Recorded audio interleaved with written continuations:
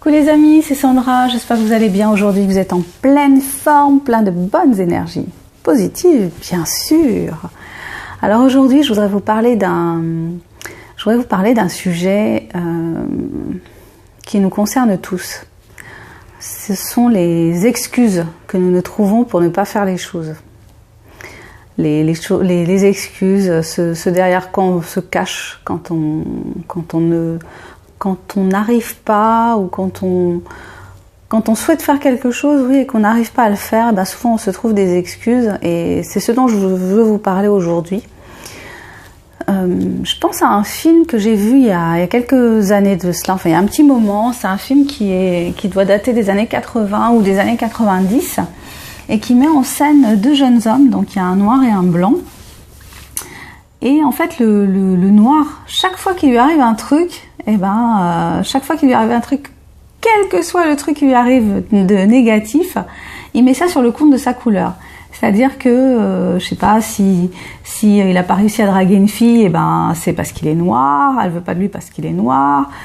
Si dans un restaurant, la serveuse malheureusement fait tomber quelque chose sur lui, c'est parce qu'il est noir. Enfin, tout ce qui lui arrive, il va le justifier par sa couleur de peau, qui vit vraiment comme, pour le coup, comme un, c'est même pas comme une espèce de banderole qui justifie tout et qui fait qu'il n'a pas besoin de se remettre en question, qu'il n'a pas besoin de réfléchir à sa propre attitude face aux gens, qu'il n'a pas besoin non plus de s'interroger sur les actions qu'il peut entreprendre, sur sa paresse, sur ses manques dans plein de domaines. C'est l'excuse idéale, voilà.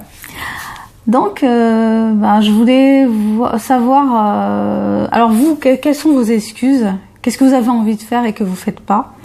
Peut-être que vous avez envie d'écrire un roman et que vous trouvez des excuses pour pas le faire. Vous dites que vous n'avez pas suffisamment de temps, que vous avez des enfants, faut vous en occuper, qu'il faut s'occuper de la maison, il faut faire ceci, il faut faire cela, vous avez un travail, enfin bref, plein de choses qui font que vous n'avez pas le temps de vous consacrer à l'écriture et qui sont au final des excuses. Parce que si on a envie vraiment de faire quelque chose, que ce soit écrire un roman, que ce soit faire de la peinture, que ce soit démarrer une activité en parallèle à une activité professionnelle qu'on a déjà, devenir auto-entrepreneur, enfin je sais pas.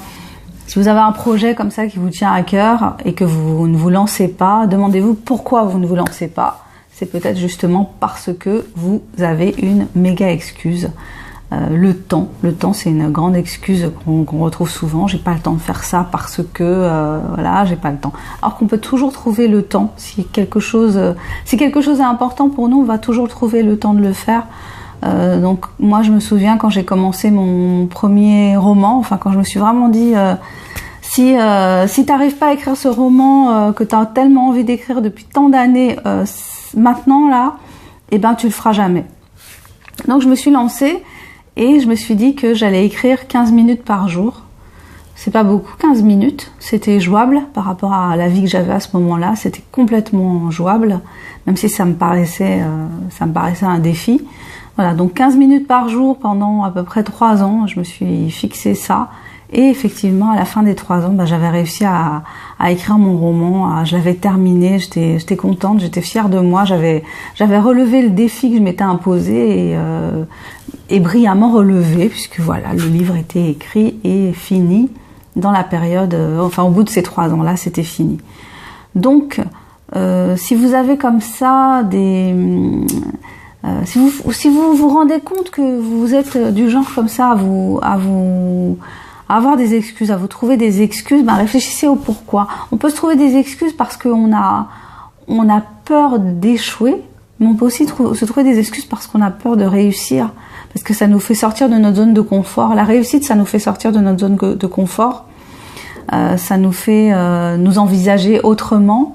On peut avoir peur aussi que les gens nous voient autrement, comme quelqu'un qui a envie d'autre chose, qui se lance des défis que peut-être n'oserait pas se lancer. On a peur d'être jugé, d'être évalué, de présenter un autre aspect de notre personnalité, d'afficher qu'on a certains rêves et qu'on a envie de les atteindre. Ça peut être des choses plus Ça peut être des choses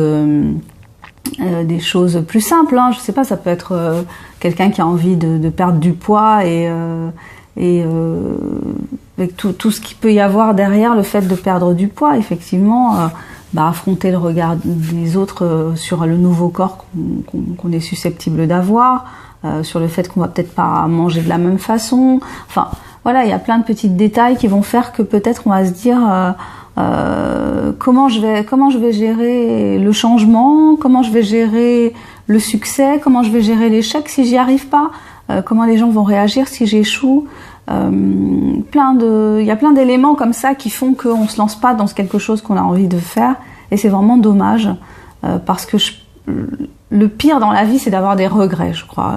Le pire c'est d'arriver à la fin de sa vie et d'avoir des regrets, de se dire si j'avais su, j'aurais fait ça. Si j'avais su, j'aurais fait mon super voyage, je sais pas où, j'aurais utilisé toutes mes économies pour le faire. Et puis de toute façon, je m'aperçois que en fin de vie, j'aurais eu suffisamment d'argent ou j'aurais eu suffisamment d'énergie pour regagner de l'argent après.